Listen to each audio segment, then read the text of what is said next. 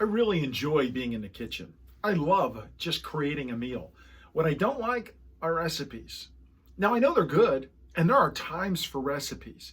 If I was going to make a meal, say for an appointment occasion where I was going to propose to then my girlfriend, well, I'm going to use a recipe because I can't fail at that one. I need to play it safe and to make sure it gets done right. That's not where I'm going to experiment and try to be creative.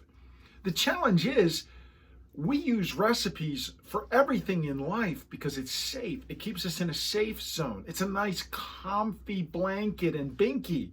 Well, that's a challenge for us because if we're not trying new things, if we're not intentionally planning to fail, yes, you heard me correctly, I'm asking you to fail. And you fail by throwing out the recipe. Stop using the darn recipes for everything. Certain things you need to use them for. Big investments. You're going to start a business. Big things in your life. Yeah, use a recipe. Follow what is successful. But new skill sets, you want to learn and grow in areas of interest?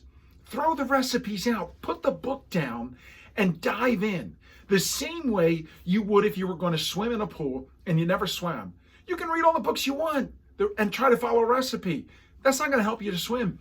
Get in the water and swim. You'll be shocked and amazed that you will learn to swim. You'll figure it out because the pressure will be on, but you're not going to look good.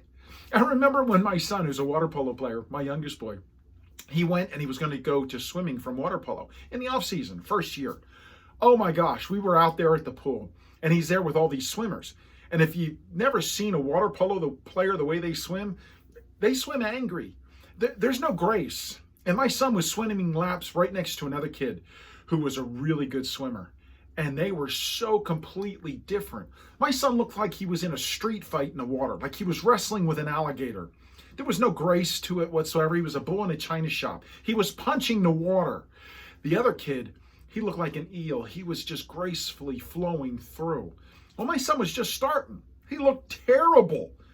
But it took some time, and he kept practicing at it, and he figured it out, and he started to look a lot better.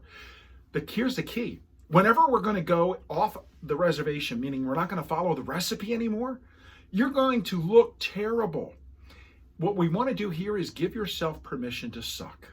Just give it to yourself because you're going to in the beginning of any new skill set that you're going to learn. When you throw away the recipe, and researchers have found that we learn exponentially better when we do this, and then there's a ripple effect. When we do it for this thing, with this skill set, it affects all the other areas of our life. It builds such confident momentum. It's easy to follow a recipe, but you're not going to grow. You're not going to learn. You're not going to get stronger or better. It's a safe zone. It's like bubble wrapping yourself for adults. Throw out the recipe today.